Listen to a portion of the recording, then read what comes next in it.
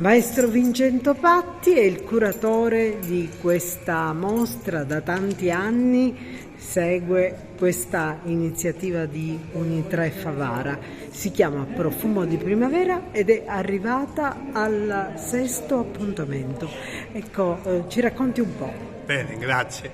È come in realtà, siamo alla 7ª, ma in realtà è come se fosse la 9ª, poiché non abbiamo considerato i 2 anni della pandemia, quindi gli anni 2020 e 2021, quindi è come se fosse la 9ª edizione.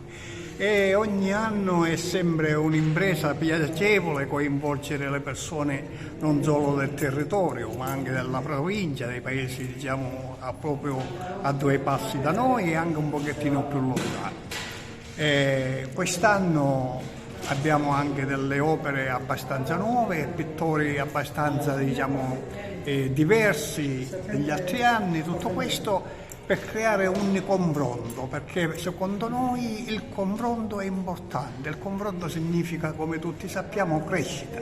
Senza il confronto non può avvenire nessuna crescita, e quindi serve a questo, promuovere anche il territorio, migliorare il territorio e educarli al gusto dell'arte e del bello. Questo è il significato di questo profumo di primavera, ed è un'iniziativa eccellente che oramai, come è stato ricordato all'inizio, è un'iniziativa voluta dall'Uni3 Empedocle, nella persona del dottore Caramazza in primis e del dottore Peppe Veneziano, che sono 2 supervisori che impegnati al 100% per portare a meglio le nostre iniziative. Ma non si tratta solo di profumo di primavera, perché ci sono anche altre iniziative in programma, come per esempio un corso di disegno e pittura, rivolto non solo ai giovani, ma a persone come noi della terza età oramai.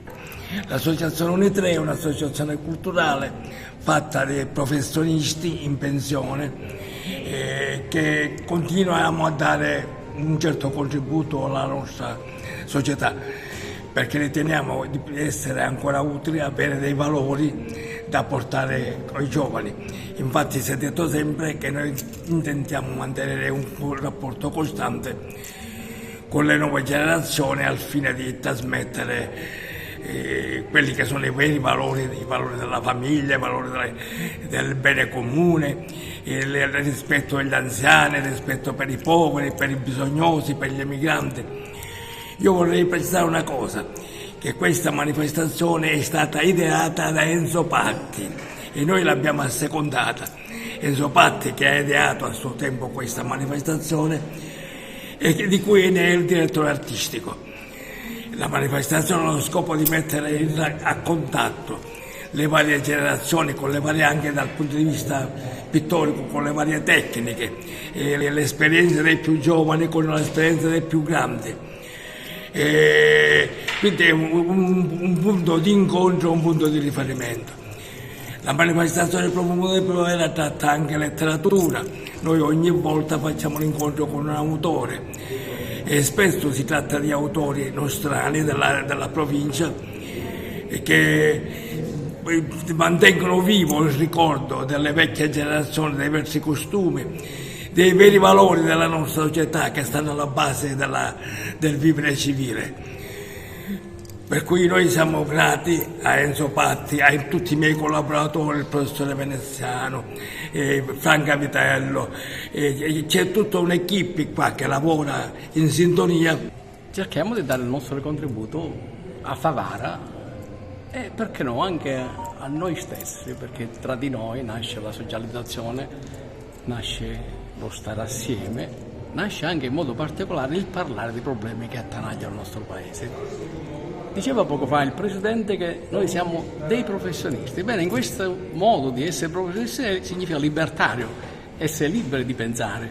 Tant'è che noi abbiamo messo la panchina rossa, per esempio, contro il femminicidio, abbiamo messo il monumentino a Pompeo per dire un grazie alla vita, abbiamo conquistato spazi, per esempio la villetta della Ambrosini, dove abbiamo portato un sacco di ragazzi per godere la libertà di stare assieme. Ecco, l'Uni3 è questo.